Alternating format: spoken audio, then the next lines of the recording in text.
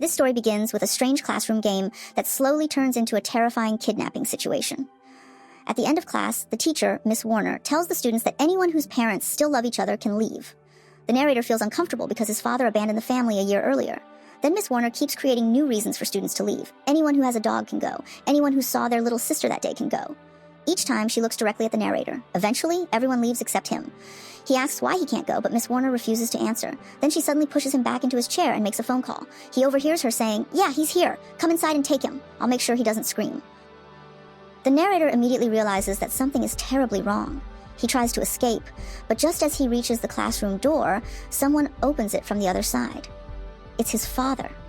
At first, the narrator is relieved and confused, but then he notices something disturbing. His father walks directly over to Miss Warner and calls her Babe. The narrator realizes they are secretly together. His father grabs him and covers his mouth when he tries to scream. Then his father tells him, "Leah is waiting in the car." Leah is his little sister who disappeared several weeks earlier. The narrator is relieved to hear that she might still be alive, so he stops fighting. But when they reach the car, his father doesn't put him inside the passenger area. Instead, he opens the trunk and throws him inside. There, the narrator finds Leah. She's alive, but she has duct tape over her mouth. The narrator removes the tape and asks what happened. Leah reveals that their father kidnapped her weeks earlier. The narrator then realizes that his father and Miss Warner have been working together.